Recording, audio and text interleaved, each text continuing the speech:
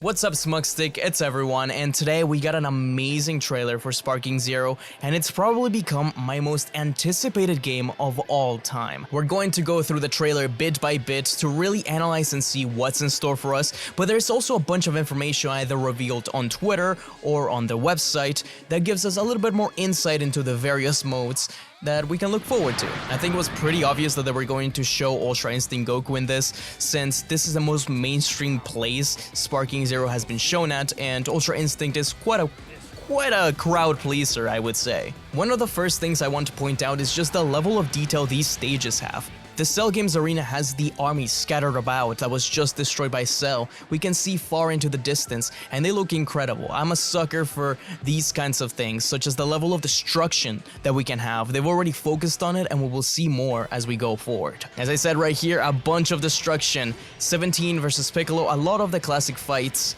We're obviously going through the story mode right now. Super Saiyan Goku versus Frieza, the most iconic fight maybe in all of Dragon Ball. We also see Majin Buu versus Majin Vegeta. Some of the more typical things that you expect from the Dragon Ball story mode. And then, of course, we go all the way back to Raditz versus Goku. But one thing I want to point out that I haven't seen too many people talk about is the first-person view that we get throughout a lot of the trailer. Right here, we're put in the place of Goku versus Raditz, holding onto our brother as Piccolo charges a special beam cannon and fires it at us. Now, obviously, first-person isn't something entirely new to Dragon Ball. We've had Dragon Ball for Connect, but this is very purposeful, and I think it's because one specific thing that I will point out later on the website. But as we move forward, we see once again the first-person view. Now we're Goku at the Cell Games about to teleport away. And these cutscenes look really nice, especially for a Sparking game, a Budokai Tenkaichi game. Those had really awkward and really stilted cutscenes, and it was part of the charm. I'm not saying they were horrible, but it's clear that they put a lot more effort into these. And that comes down also to the level of detail. Like Ten Shinhan here, he has his white shirt, which is what he wore to the Cell Games. A lot of Dragon Ball games mess these things up, or they don't want to make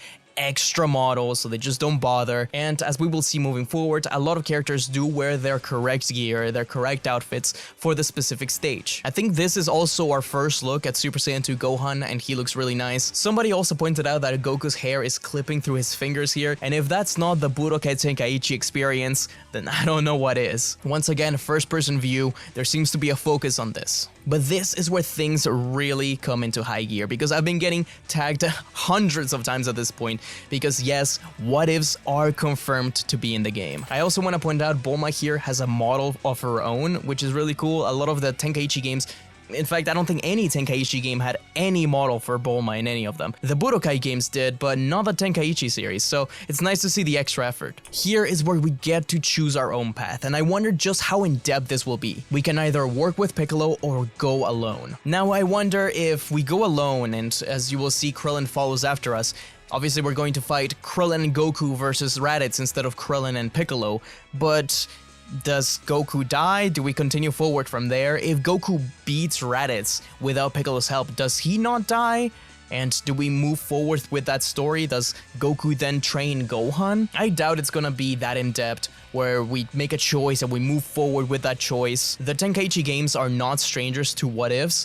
In Budokai Tenkaichi 3, for example, you could play as Chi-Chi and defeat King Piccolo instead of Goku. But that all depended on how you did things in-game. It wasn't choices you made before battles. So this is quite an interesting change. And the fact that they have a whole trailer focused on this aspect makes me really hopeful that it's going to surprise me and going to do more daring things than I expect. So as we see here, if we ignore Piccolo and we leave without him, instead Krillin comes with us. And once again, I want to point out Goku is wearing the right outfit here. He has the Kame symbol on his back and his front, which again, a thing that many Dragon Ball games mess up. This is a bit more interesting of a what if in my opinion, because Goku saves Krillin from being crushed by the Ozaru, and now he transforms into a Super Saiyan. This is totally something me or Karthu or Salad would do in one of our stories, so it's amazing to see something a little more interesting. I like Xenoverse alright, but a lot of the what ifs there ended up just being, what if this villain was just stronger and purple? Some of the parallel quests were a little more interesting, but even then they didn't have the cutscenes to back it up, but this is something cool. Seeing Super Saiyan Goku actually transform against Ozaru Vegeta makes makes me a little more hopeful of what we could have. Another what if shown here is instead of Goku and Gohan doing the father-son Kamehameha, it's Trunks and Vegeta doing the father-son Final Flash. Which makes me wonder, like, what are the steps that we took to get here, you know? Do Gohan and Goku lose against Cell? Does Cell never release the Cell Juniors? Do Vegeta and Trunks go Super Saiyan 2? I doubt it because of the character slots. With the cutscenes, with the voice lines, that's really what makes it something special. And it also means a bunch of new ideas for videos. This is also our first look at the TOP arena with Ultra Instinct Goku. It's shrouded by light and aura, but that is the stage. We move on from Dragon Ball Z to a bunch of Dragon Ball Super characters, and we also get the reveal of Goku Black and Zamasu. In the previous trailer that was all about fusions, we saw Merge Zamasu before we saw these two, which was kind of funny. And I might as well point out that this is another example of a team ultimate. We obviously had Final Flash, Vegeta, and Trunks just now, but we've also seen Goten and Trunks, Caulifla and Kale, Jason Birder, for example, so I hope we have many more of these. The Raging Blast games have some really cool ones, like the Spirit Bomb between Krillin, Goku, and Gohan, and so far we've only seen ultimates with 2 characters, so I do hope they get a little more complicated. I think this is also our first look into Super Saiyan Gohan from the Bork. We also get Bardock for the first time. Obviously he was going to be in the game, but it's nice seeing him. Another interesting reveal here is the Trio of the Dangers. At first I thought it was the 3 of them, but then I realized the middle one is Bergamo, then we have Basil, but the last one is also Basil. It's a transformed version of him. So we haven't seen Lavender yet, but if we have the 2 others, I have to assume, right? Unless this is just Bergamo's ultimate. Amazing to see Gotenks, Gogeta, Vegito, all those characters. We saw them a lot more in the previous trailer, but they look incredible. And of course, we end with the 2 main new characters, which is Ultra Instinct Goku and Full Power Jiren, which they look incredible. And we finally get the release date, October 11th, 2024. So it is coming out this year. It's no longer wishlist on Steam anymore. We don't have to look at that screen. I wish it was a little closer. I can't really wait. I also want to talk about the various additions for the game. For the pre-order bonus, we're getting an early access to all the Gogeta forms as well as all the Broly DBS forms, but also a mysterious playable character. Now, according to the Italian Xbox page for the game, the exclusive character is a never-before-seen character in the Budokai Tenkaichi series that will be revealed a few days before the game's release. This person thinks, and I do think it may be possible, that it is Beast, but I feel like with the DLC characters already revealed being Gamma 1 and Gamma 2 as the first 2, that perhaps they're going to be saving the Beast Gohan for the DLC pack as well. The first season pass is going to be divided into 3 different DLC sets with 20 plus playable characters. We can see that Dragon Ball Super Superhero is one of the first few with Gamma 1 and Gamma 2, but also Dragon Ball Daima is included as part of the season pass. There's a season pass bonus, which is summoning Shenron. I have to imagine that it's just the Dragon Balls getting collected for you. I would hope that there's a Dragon Ball collecting mechanic like the old games in the base game prior to the season pass as well. But the Ultimate Edition also lets you summon Super Shenron. Now, according to the Italian page, once again, summon Super Shenron in the game to obtain items such as costumes or Zenny, or to unlock playable characters. You can summon Shenron regardless of the number of Super Dragon Balls you have at the time of use, which is a little confusing. Like, we can collect the Super Dragon Balls, but we can also just summon him? Or is he just the bonus that you get for the Ultimate Edition that, you know, you summon him right away without needing to collect them all? As far as the Ultimate Upgrade Pack, it includes Goku with the Power Pole as a costume for Goku DBS, which I think is really cool. According to the Italian page, once again, thank you Italians, the Power Pole costume for Goku Super is a special costume applicable only to Goku Super. After applying, one of the moves will be replaced by Dance of the Power Pole. So that also kind of confirms that some costumes could affect your moves, which would be amazing. The old Tenkaichi games did have some problems with which moves to include for each version of the character,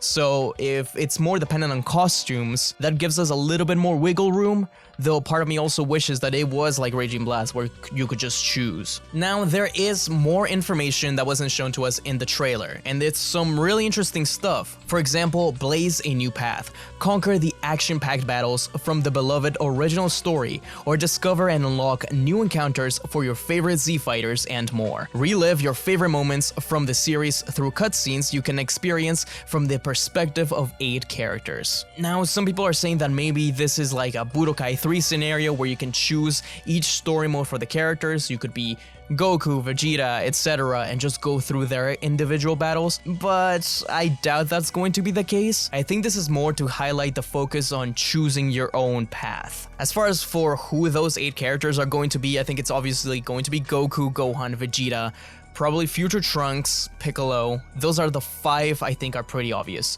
The other 3 I'm a little bit more wavy about. Maybe Bardock, I could see them including Bardock. They usually have him in this kind of thing. The other 2 could be someone like Goten and Trunks, I guess, but I think it would be more interesting if it was the villains like Cell, Boo, or Frieza. Things like that would be really interesting. Maybe even someone like Broly or Jiren. When it comes to what ifs, it also seems like they kind of want you to create your own, because there's this section that says create, play, and share. Recreate your favorite battles from throughout the Dragon Ball story, or set up your dream story battles with your favorite characters. Share your creations with other fans and experience the battles brought to life by imaginations around the world. Now, this is really vague. It doesn't really tell us what it is. It could be as simple as setting up specific scenarios. So you choose, the GT villains versus the super villains, and you have your players choose either or. Or it could be a little bit more in depth. You could choose the voice lines you want your characters to use. You could have specific things happen, maybe specific blasts come out in the middle of the fight. I'm a little bit more shaky on what this could mean. I do think it also means that we are going to have replays for the battles like in the old Budokai games, which used to be a ton of fun to do and recreate fights and save your favorite moments. But if you could go a little bit more in depth, if you could give it a title, a description, choose the characters, choose the voice lines, especially because there's going to be an emote voice pack that comes as part of one of the editions, maybe it could be more interesting. You could create some cool stuff. For example, I could even have a fight that happens in one of my what ifs happen in this game, and I can just share it with you guys, and you guys get to experience the fight as I wanted to, which would be really, really cool. And also, one of the big ones that people have been clamoring for, including myself, is couch multiplayer. And finally, it has been confirmed, but monkey paw curls. Because, as I quote, "Rivals make you stronger. Challenge other players online to test your skills, or sit down with friends offline to hone your skills exclusively in the Hyperbolic Time Chamber. Fight your way to become a champion across various tournament modes and victory conditions." It confirms couch multiplayer, but it also says Hyperbolic Time Chamber only. Xenoverse 2 has something like this, where only specific stages allow you to have a local multiplayer, so it seems like this is the case. But I hope it's not just the Hyperbolic Time Chamber. I wonder why they're so focused on not doing split screen anymore. I've heard that it comes down to Sony or Microsoft not wanting that kind of thing anymore, which is a real shame. It was such a huge part of the old Tenkaichi games. But it does also confirm various tournament modes. In the last Tenkaichi game, we had the Yamcha tournament, the Mr. Satan tournament, the Cell games. So I think that's what they mean by various victory conditions. Maybe you can set up a fight where you have to not use any blast or not touch the ground at all. As I stopped recording, I found a little bit more information. Online features include support of up to 8 players for the Tenkaichi Budokai, so the World Tournament mode is going to be playable online, which can include up to 8 players. We also get a confirmation that there is no cross-platform, sadly. So that probably means I'll have to get the game more than once if I want to play with my friends who own a PS5 or PC. And once again, offline multiplayer with up to 2 players is possible in versus mode. Either way, we got so many things confirmed today that it's hard not to be excited. I also want to point out that in the Ultimate Upgrade Pack, we also get a customized item. I wonder what that means. It could be something like a Halo from the old games. But they have also replaced the item system. It's no longer the Potaras like in the old Tenkaichi games, now it's capsules, which, I mean, it's whatever, but I did like the Potaras. I thought it was a little silly and weird that it wasn't capsules back in the day, but, you get accustomed to something and then you kind of want to keep it. Either way, I want to know what you guys' team is going to be in this game. I'm definitely going to be rocking Gotenks, Goku, especially in this Power Pole costume. I'm going to have Broly. If Beast Gohan isn't DLC, I'm going to have definitely Beast Gohan. and the last one maybe Krillin. I've always really loved Krillin. I want to know you guys' team, and I also want to know you guys' predictions on who that mysterious pre-order character is going to be. Do you think it's going to be Beast Gohan, or maybe like Orange Piccolo, or it could be Daima Goku? I'm super excited for this game, and if you're looking for more Dragon Ball content, I have a complete analysis of the Bardock special I uploaded not too long ago, as well as the complete story of what if Caulifla was trained by Goku. See you guys there.